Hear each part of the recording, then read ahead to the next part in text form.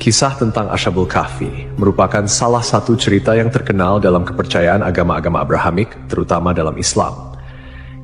Kisah ini menceritakan sekelompok pemuda beriman yang melarikan diri dari penganiayaan seorang raja yang zalim dan berlindung di dalam sebuah gua. Gua tersebut kemudian menjadi tempat mereka tertidur selama 309 tahun, seperti yang diisyaratkan dalam Al-Quran, tepatnya dalam surat Al-Kahfi ayat 9 sampai 26. Setelah ribuan tahun, lokasi gua ini sempat hilang dan tidak ditemukan oleh siapapun, yang menyebabkan kisah ini dianggap oleh beberapa orang sebagai mitos karena kurangnya bukti arkeologi. Namun pada tahun 1963, seorang arkeolog dari Yordania berhasil menemukan sebuah gua di daerah Ar-Rajib, Yordania, yang diyakini sebagai gua tempat bersembunyinya Ashabul Kahfi. Penemuan ini mengungkap banyak bukti yang cocok dengan deskripsi dalam Al-Quran. Di dalam gua tersebut ditemukan 8 kuburan kuno yang diduga merupakan tempat peristirahatan para pemuda Ashabul Kahfi serta sebuah kerangka rahang atas seekor anjing yang sesuai dengan kisah dalam Al-Quran bahwa seekor anjing turut menjaga pintu gua. Menurut tradisi Nasrani, 7 pemuda tersebut dikenal dengan nama Maximilianus, Martinianus, Dionysius, Yohanes, Konstantinus, Lamblikus, dan Antonius. Sementara dalam Islam, nama-nama mereka tidak disebutkan secara spesifik dalam Al-Quran, namun beberapa ulama dan sejarawan menyebut mereka sebagai Martelius, Cassitius, Sidemius, Mixalmina, Mikaslimina, dan Tamliha. Terdapat juga seorang pemuda penggembala yang membawa serta anjingnya untuk menjaga mereka. Pemuda-pemuda ini merupakan penasihat atau pembantu seorang raja zalim bernama Dikianus atau Dikianus, yang dalam beberapa catatan sejarah dikenal sebagai Decius, seorang kaisar Romawi yang berkuasa pada abad ketiga Masehi. Decius dikenal sebagai seorang penyembah berhala yang kejam, terutama terhadap mereka yang beriman kepada Tuhan yang Esa. Para pemuda ini melarikan diri dari ancaman hukuman mati yang dijatuhkan oleh sang raja karena mereka menolak untuk menyembah berhala dan tetap teguh pada keimanan mereka kepada Allah. Setelah tidur, para pemuda tersebut bangun dan mendapati bahwa keadaan dunia di sekitar mereka telah berubah.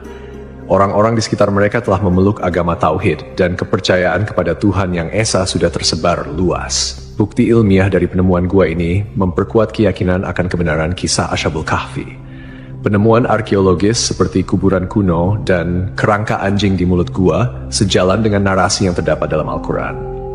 Selain itu, penemuan ini juga menunjukkan bahwa kisah Ashabul Kahfi bukan sekadar mitos, melainkan sebuah peristiwa sejarah yang nyata, yang tercatat dalam literatur agama dan didukung oleh bukti-bukti fisik.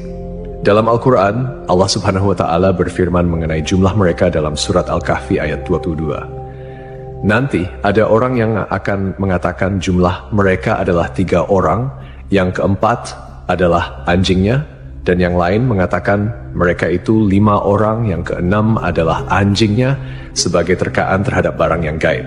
Dan yang lain lagi mengatakan mereka 7 orang, yang ke-8 adalah anjingnya.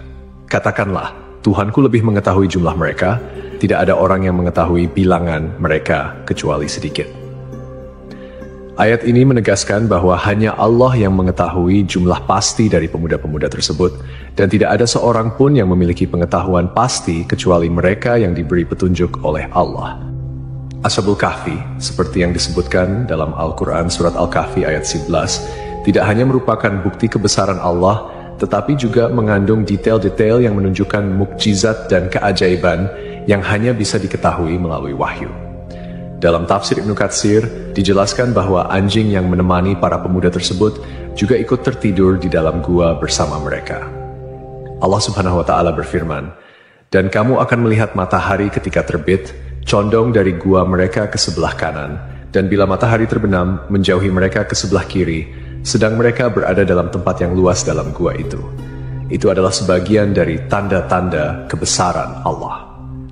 Barang siapa yang diberi petunjuk oleh Allah, maka dialah yang mendapat petunjuk.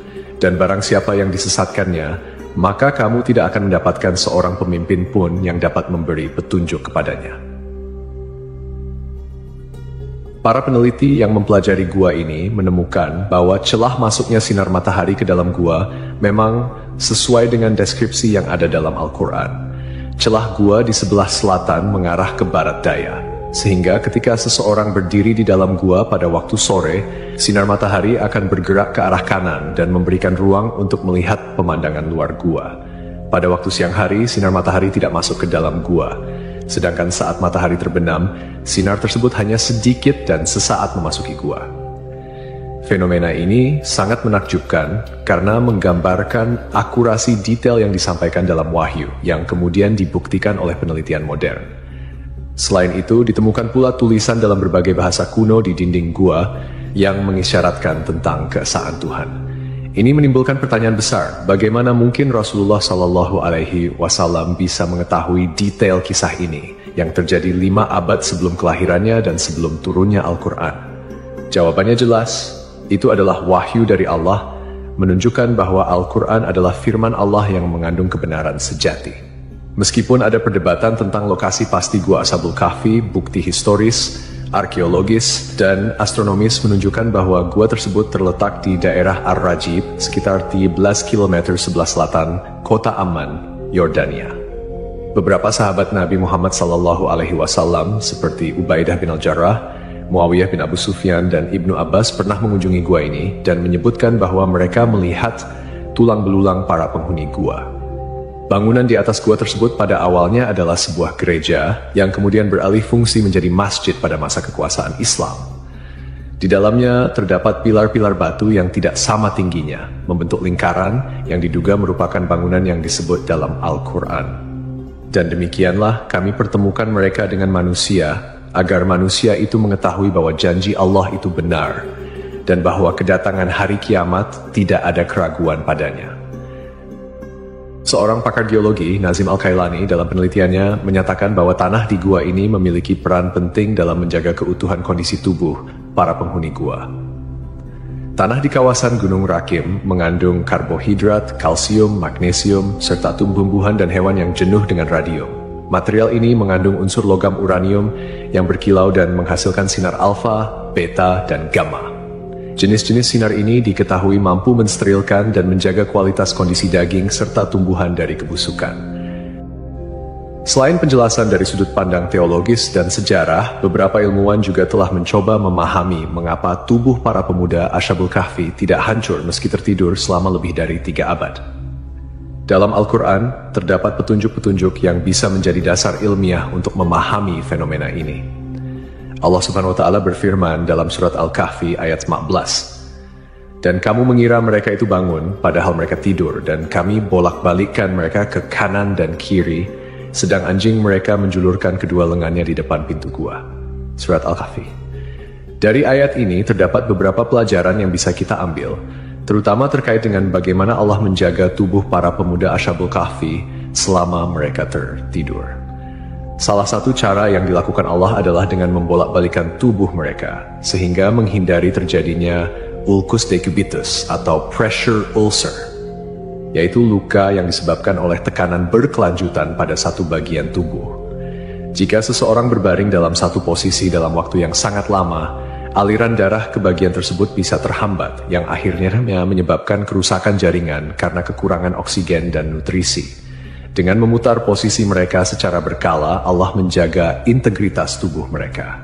Ibnu Katsir, seorang mufasir terkenal, juga menjelaskan dalam tafsirnya mengenai surat Al-Kahfi ayat 11 bahwa Allah dengan hikmahnya menjaga para pemuda ini dari sinar matahari yang berlebihan.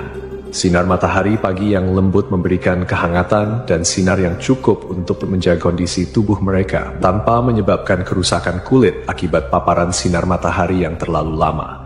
Ini sesuai dengan pengetahuan medis modern, First, yang menyatakan bahwa paparan sinar ultraviolet dari matahari dalam jumlah yang cukup penting untuk sintesis vitamin D dalam tubuh. Vitamin D berperan penting dalam metabolisme kalsium, yang penting untuk kesehatan tulang, sistem kekebalan tubuh, serta fungsi otot dan saraf. Namun, paparan sinar matahari yang berlebihan bisa merusak kulit dan menyebabkan penyakit. Dalam ayat yang sama, Ibnu Katsir juga menambahkan bahwa posisi gua yang terbuka ke arah utara memungkinkan sirkulasi udara yang baik, sehingga gua tersebut tidak menjadi lembab atau pengap. Ini juga memberikan petunjuk bahwa gua tersebut memiliki sirkulasi udara yang cukup untuk menjaga kesegaran di dalamnya. sehingga para pemuda itu tetap dalam kondisi yang baik meskipun tertidur dalam waktu yang sangat lama. Kemudian, dari sudut pandang ilmiah, penelitian lebih lanjut menunjukkan bahwa radiasi dan unsur-unsur mineral yang terdapat di tanah dan dinding gua dapat berperan dalam menjaga kondisi tubuh para pemuda. Seperti yang dijelaskan oleh Nazim Al-Kailani, unsur logam uranium yang ada di gua tersebut memancarkan radiasi yang dapat membantu mensterilkan tubuh dan mencegah pembusukan. Ini adalah bukti lain dari kekuasaan Allah yang mengatur segala sesuatu dengan sangat sempurna.